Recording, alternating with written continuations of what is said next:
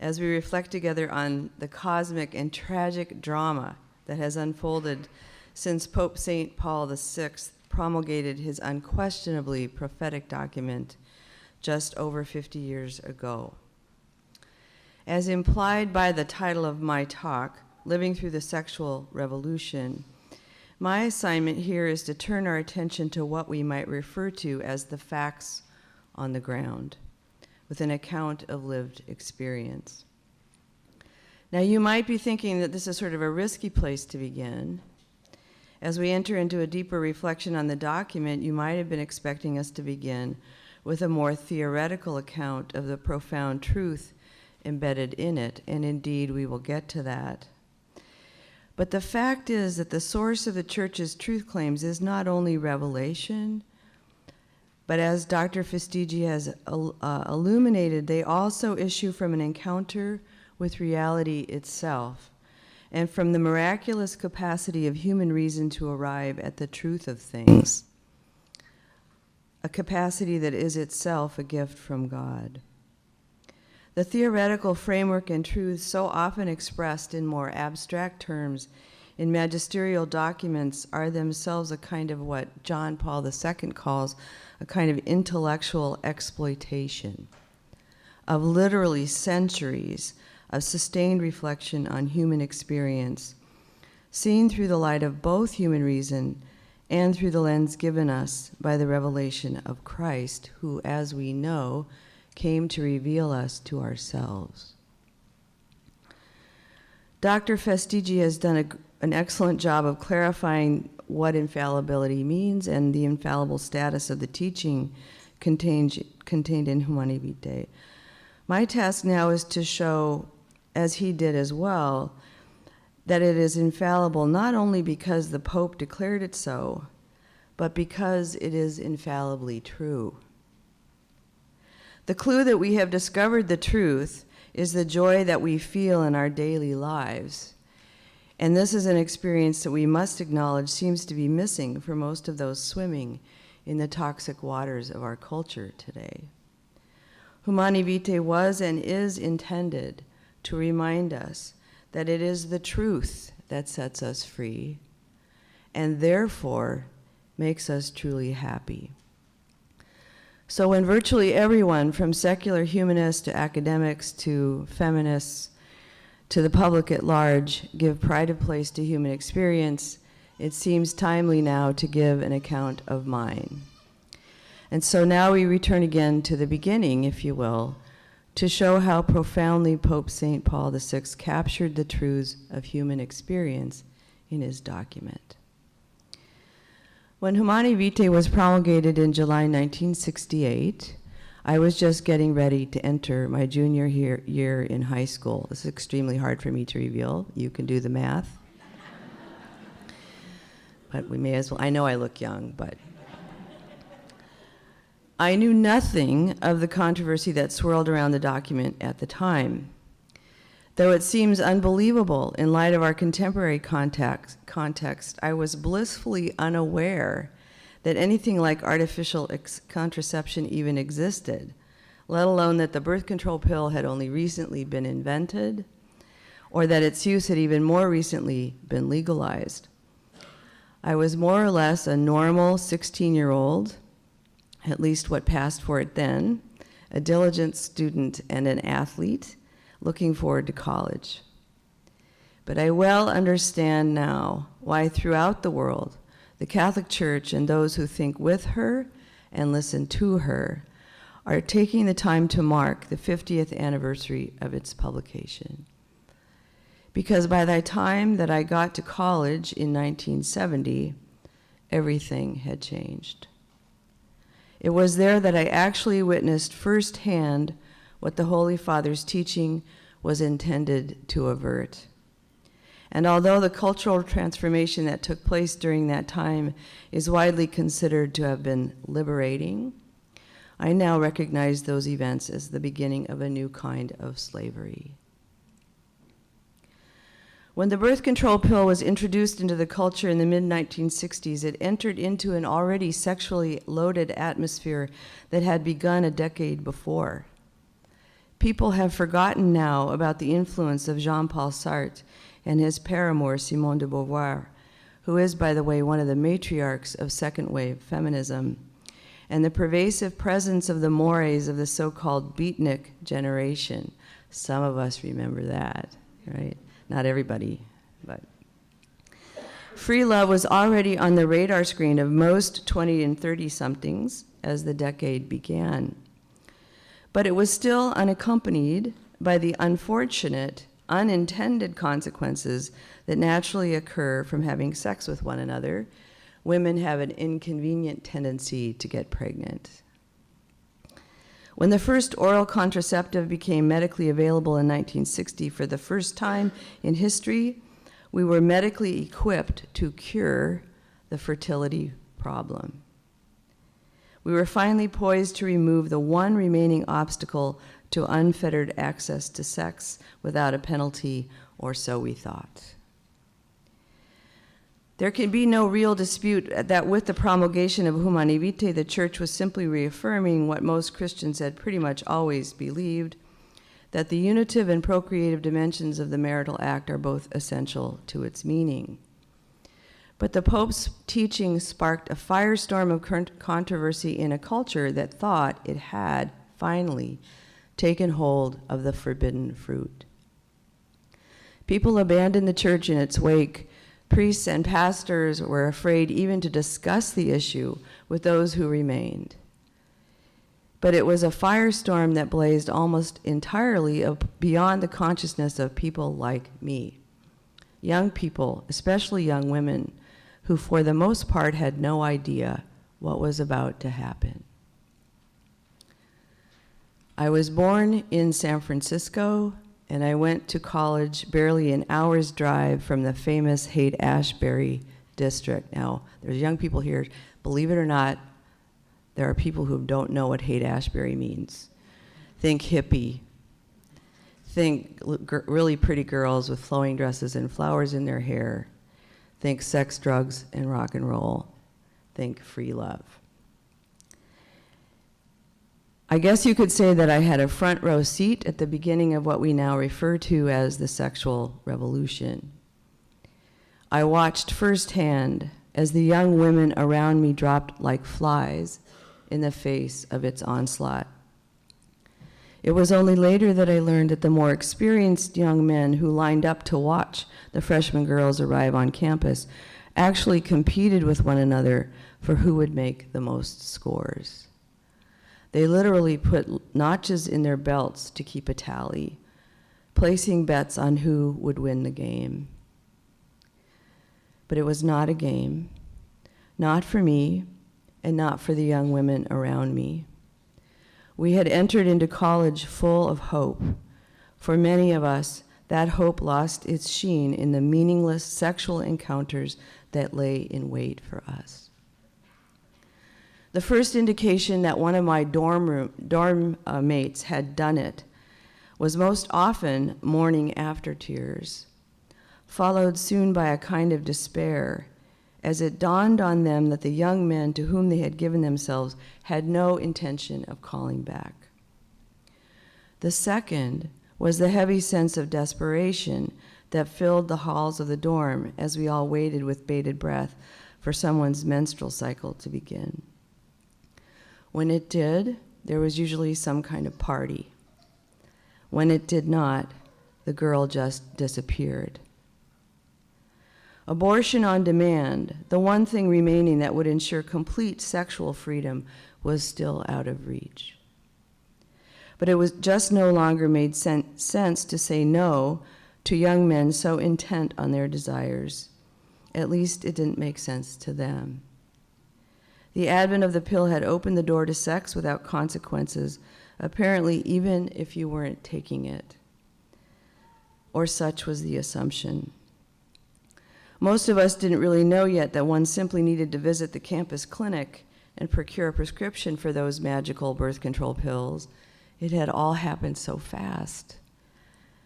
And anyway, to do so was an open admission that one had decided to do it on a regular basis.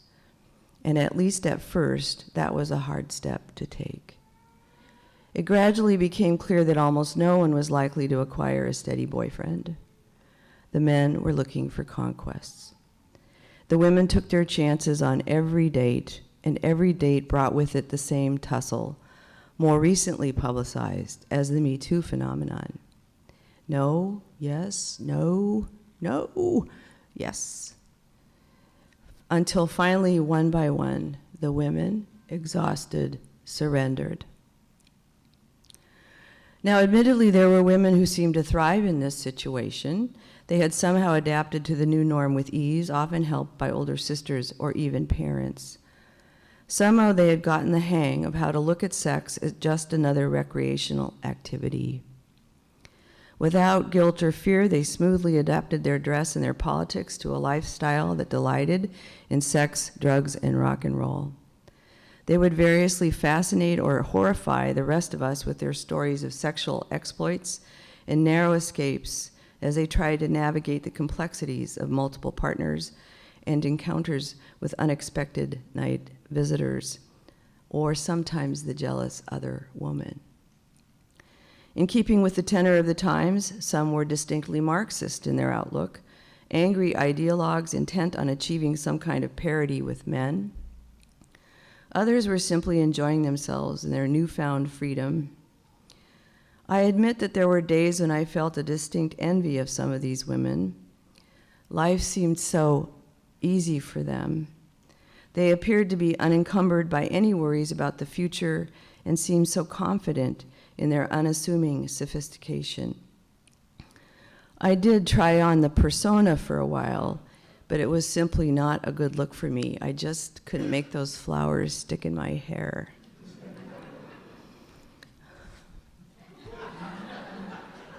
Plus, I usually had an 8 a.m. class.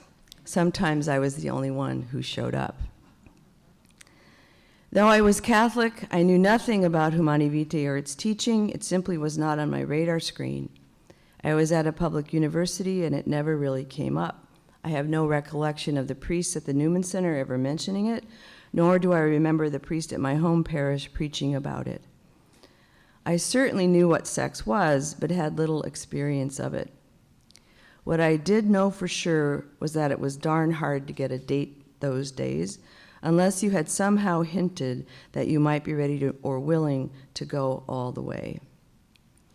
One young man said to me when I protested that I did not do that sort of thing, "Well," and this is a quote, "well, I would like to hear your reason, but it had better be a good one." I would like to find him.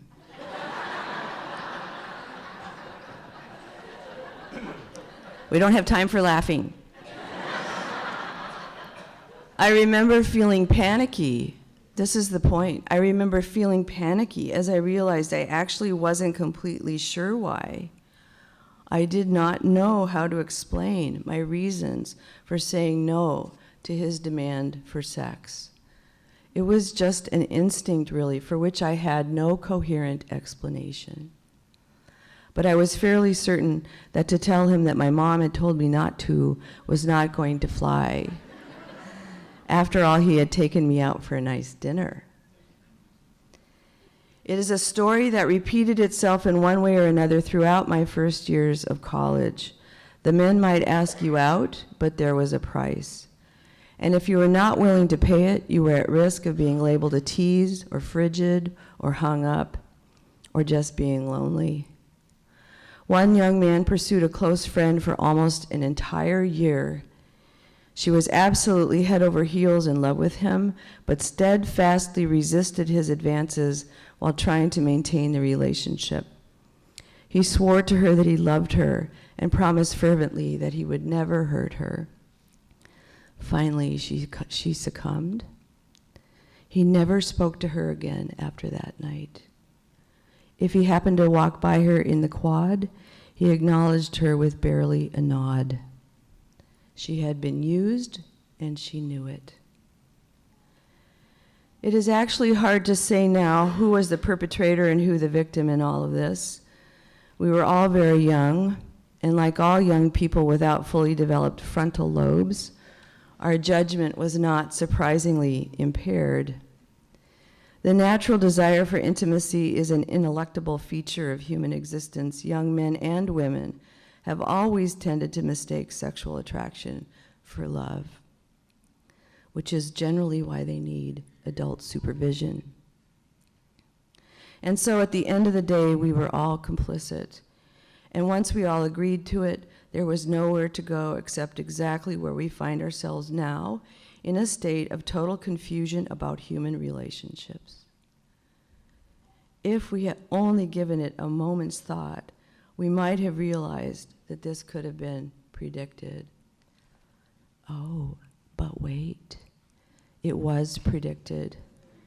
It was predicted by St. Paul VI in 1968. The sexual revolution defined my generation. Its aftermath has continued to define the experience of young people ever since. On college campuses, in bars and at parties, in the normal search for love. It has encroached on the workplace, insinuated itself into every form of media, shackled relationships, and destroyed marriages. It has led directly to the situation we now face. For when the sexual act is divorced from its procreative dimension or from the sacramental love that ought to accompany it, there is no reason to rule out any kind of sexual encounter. Like the diseases that have spread as a result, it is itself a virus, a sort of permanently culturally transmitted STD. One that now lurks in almost every interaction between men and women, young and old alike. Though the irony is lost on most of today's thought leaders, it is patently obvious to any honest observer that the excesses of the hookup culture revealed so profoundly by the Me Too phenomenon are merely the logical consequences of the tacit decision midway through the 20th century that it was time to agree to separate sex from a loving, committed relationship.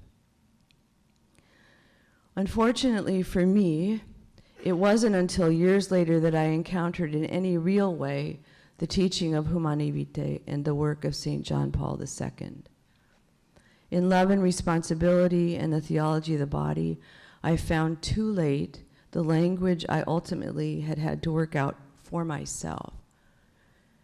The rationale that would have enabled me to respond to the young man who had demanded my reasons for saying no. In his apostolic letter on the dignity and vocation of women, I discovered an account that unequivocally affirmed the dignity that is rightfully mine. I discovered an account that, most tragic. It wasn't until I went through my own marriage preparation that I encountered the profound intelligence at the core of natural family planning. I learned that my own body can alert me to the signs of my fertility. Who knew? And here we come to the next chapter in my own lived experience of the sexual revolution. I don't know you well enough to tell you everything that happened in between, so don't expect that. We will fast forward about 25 of them to the moment when I finally found the man I would marry, my dear husband, Andrew. We will celebrate our 30th wedding anniversary next April. Then we don't have time for clapping. I accept. Our families, I know Bob said, if he were sitting over there, it might help, but he's right there. Our families were ecstatic. We were both already sort of old. Andrew was already 40. You'll have to do the math yourself to figure how old I was. Neither of us had ever been married before, which is hard to believe, and they had begun to despair of it ever happening, as I had, for that matter. Plus, we were both faithful Catholics, and we looked good together, if I do say so myself. We took our marriage prep quite seriously, and we knew there was no time to lose.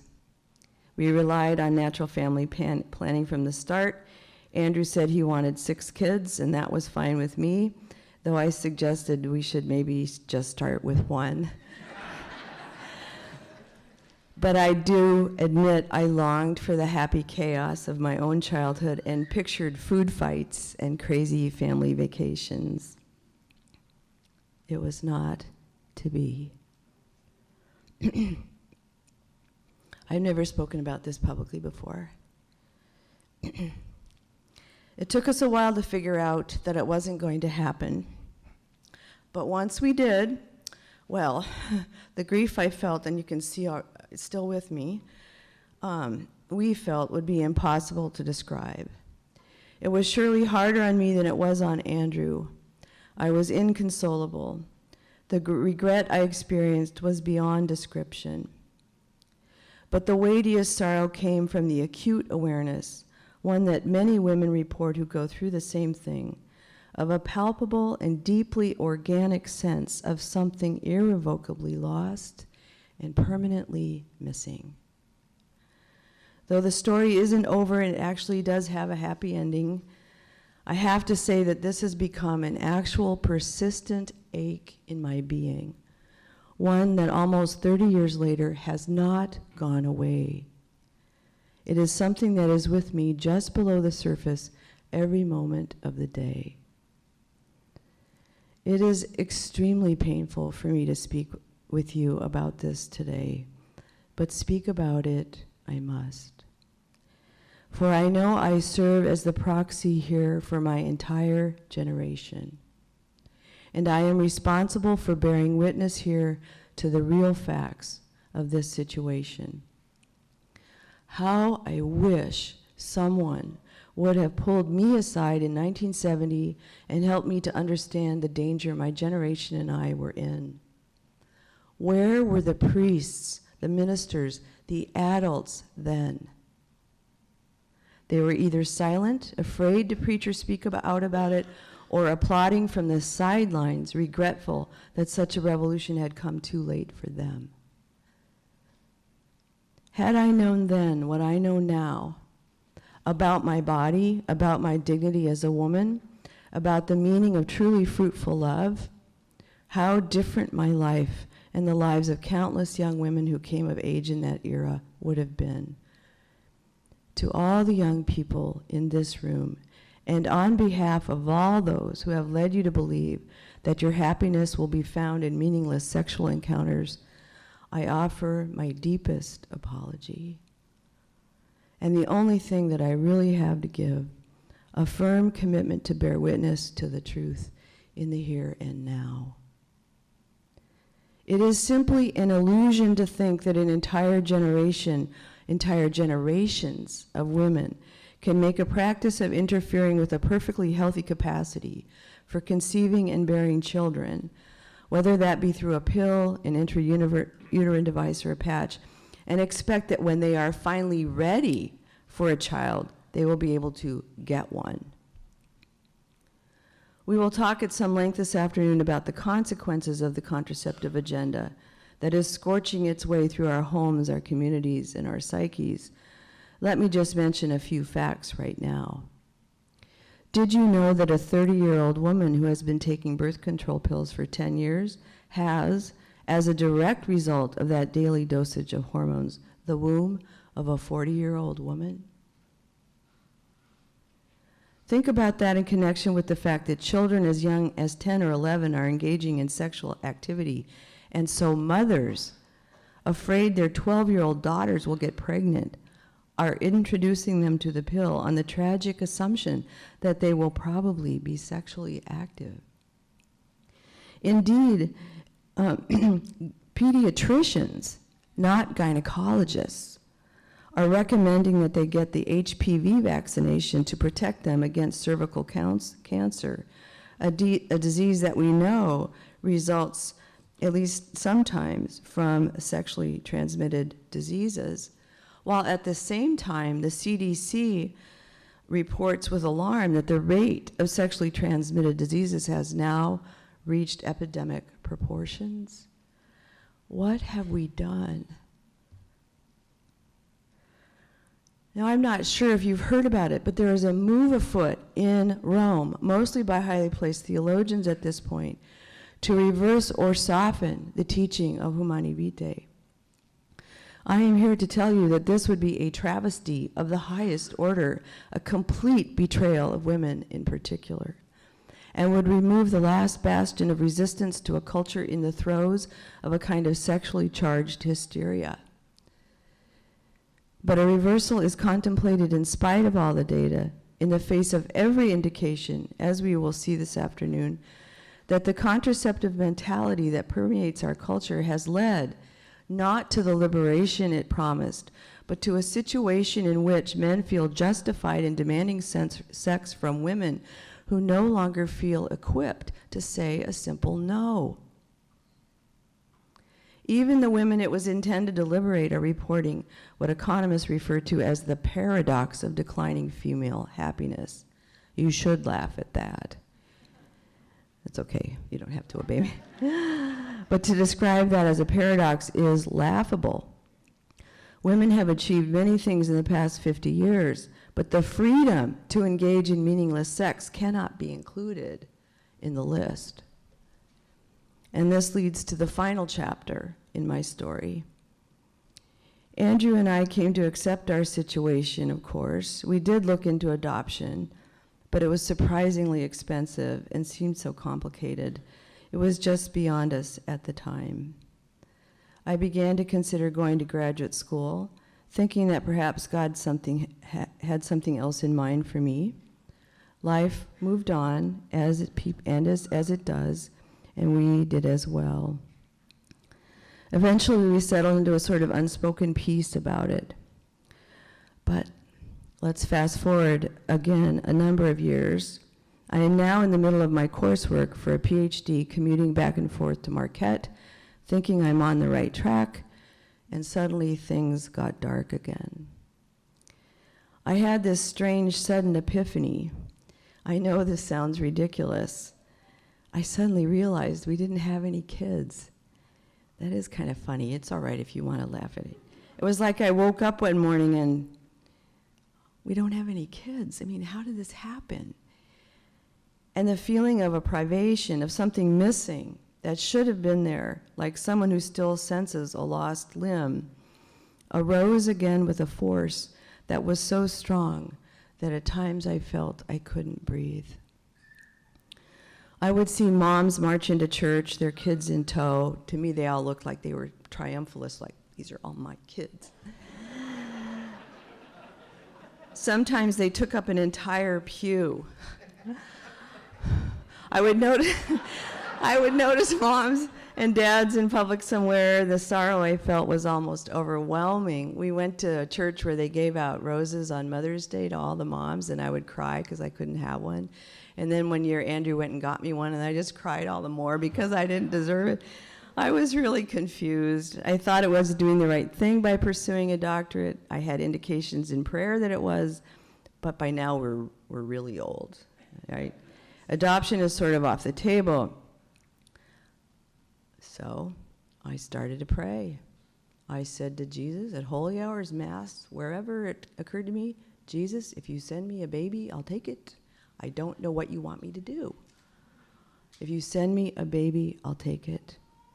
I prayed for 6 years like this without saying a word to anyone about it, even Andrew.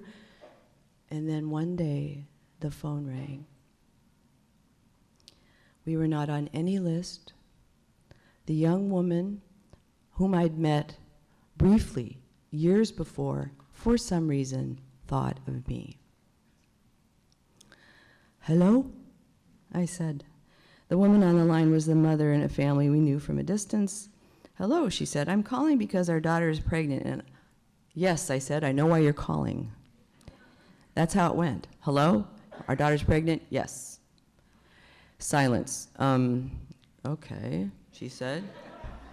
I said, what kind of baby is this? Boy or girl? A girl. Like, fine. Her name is Madeline.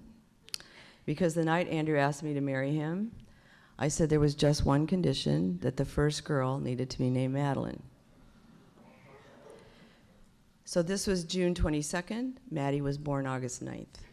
We had a month to figure it out. We got advice from everybody. Andrew said we're too old. I said, well, why don't we just move to Florida, buy a couple rocking chairs, and wait it out then?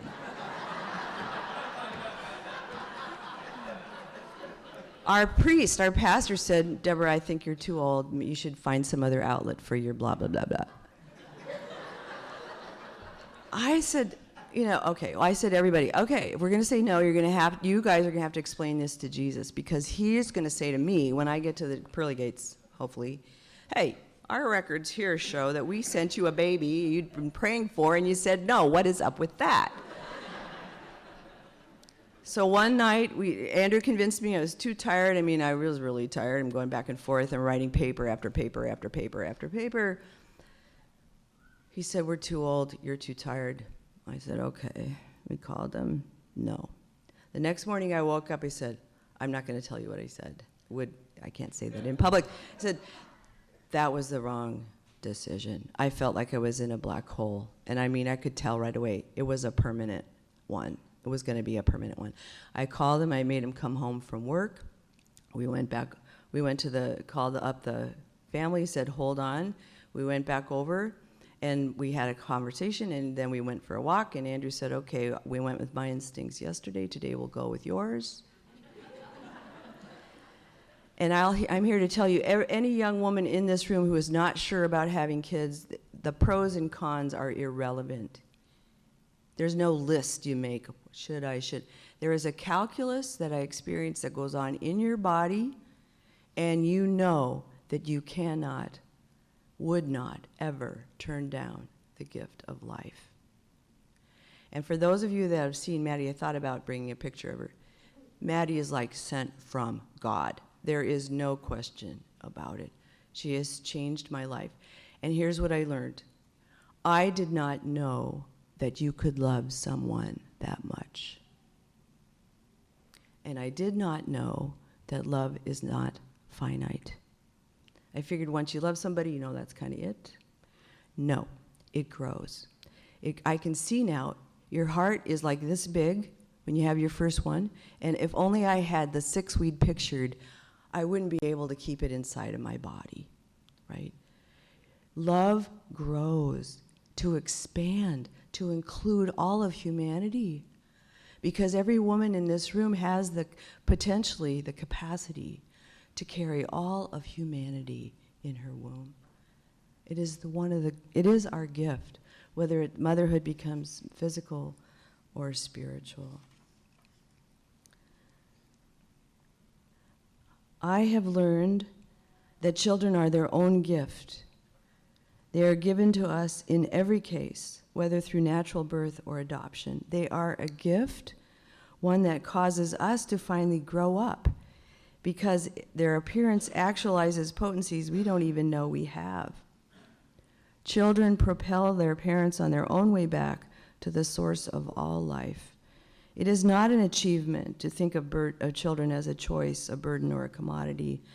On the contrary, it represents the greatest unacknowledged loss to humanity since man and woman were banished from the garden.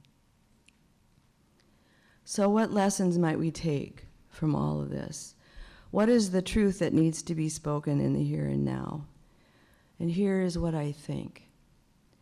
I think we forgot one simple, undeniable fact, that at least until relatively recently, it was actually woman's simple no that kept us from falling into the pit we now tragically occupy.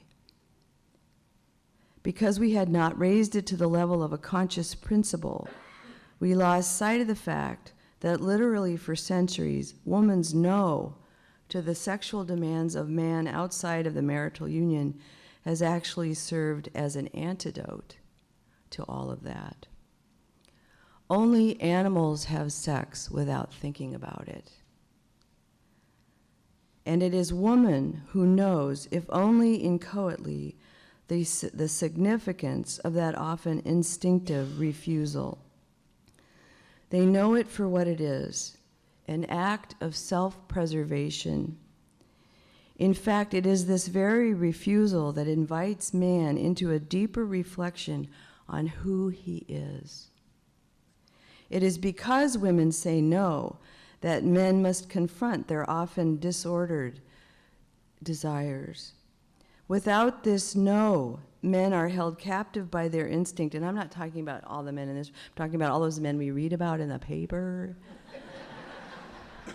Without this no, men are held captive by their instincts. Their development is stunted. They are prevented from becoming fully themselves.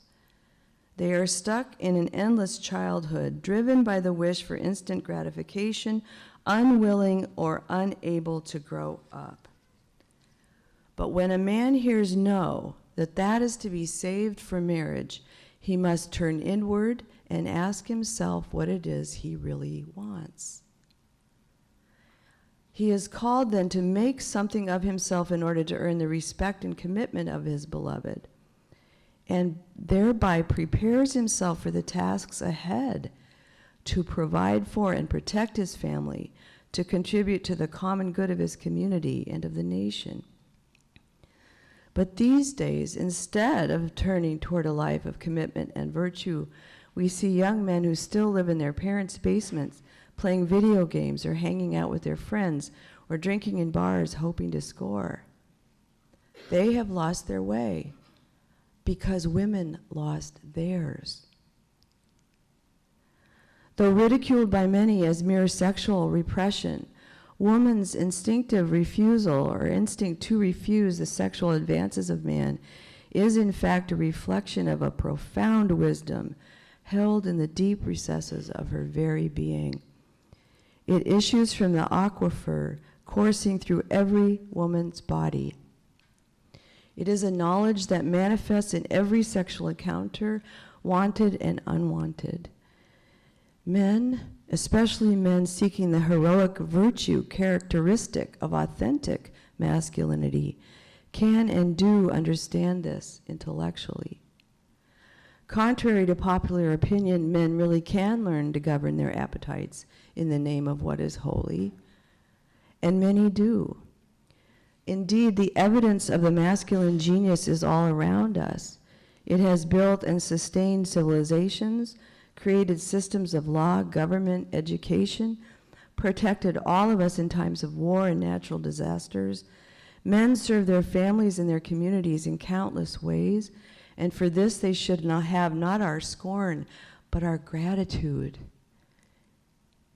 What of the next generation of men who we now know are actually physically weaker than their fathers? But while woman's vocation is in a sense built into her very body, a man must be initiated into his. He must be summoned to that effort. He must be invited to it. It's actually harder to be a man than it is to be a woman.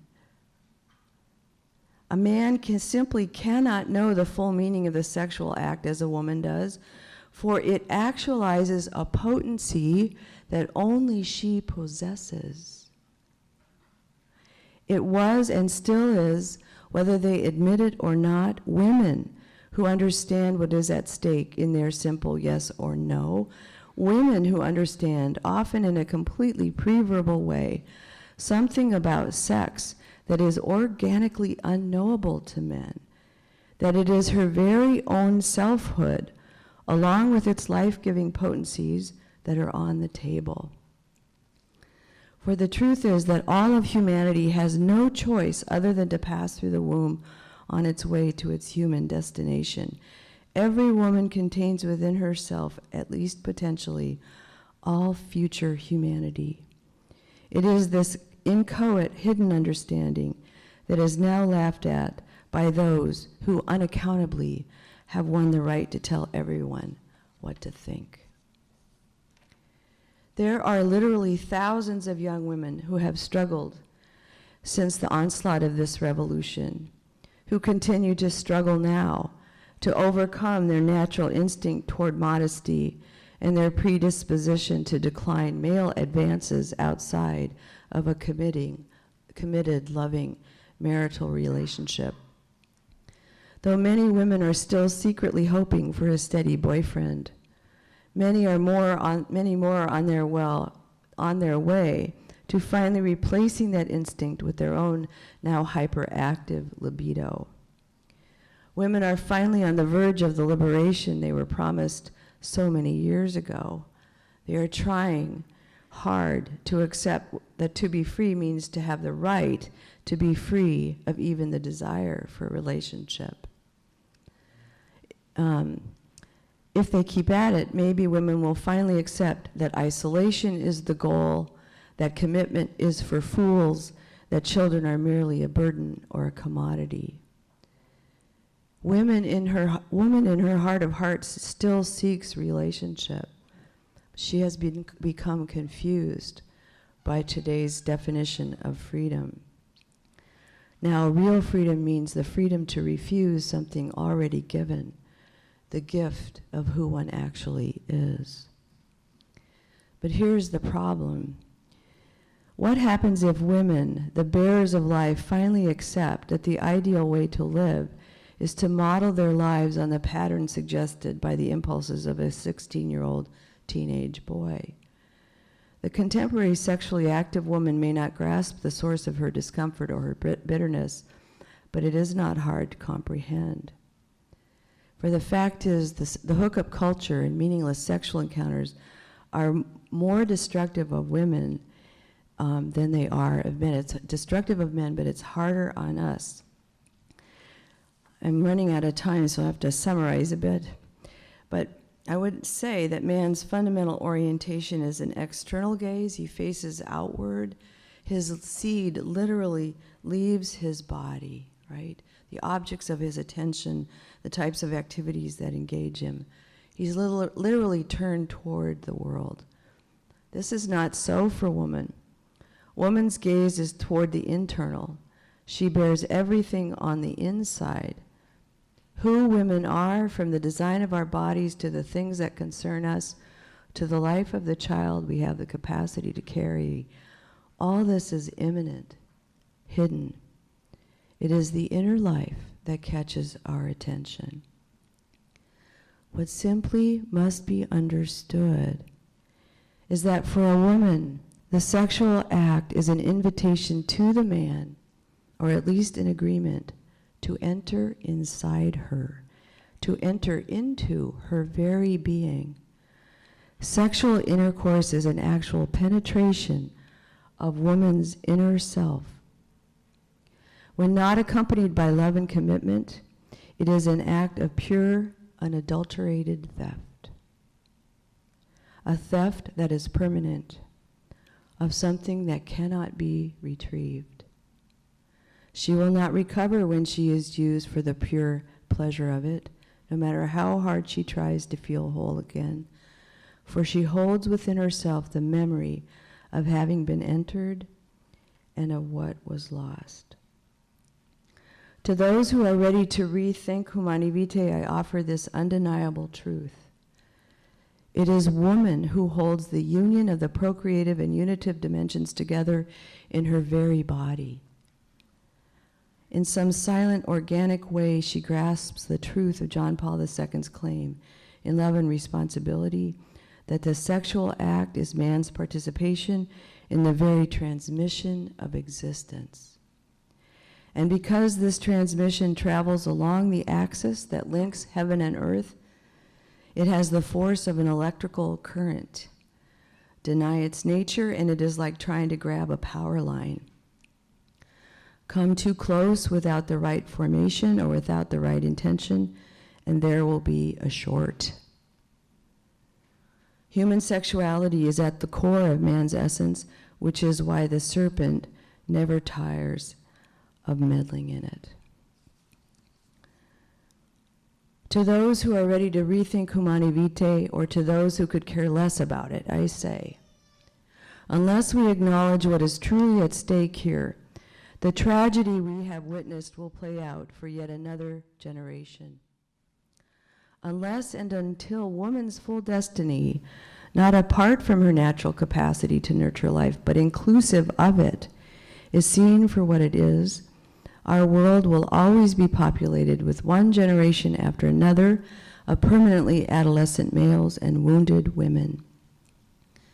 This may be the final act in the never-ending drama of the meaning of human sexuality. Humanae Vitae was a critical marker in that drama. 2018 is another.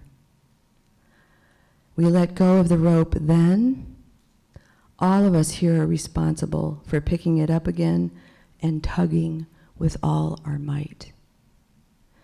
And we can start by helping our daughters to see the deep significance of their deeply seated instinct to say no, and by teaching our sons not to seek explicit consent, which is the new thing, right? It's okay if she says yes.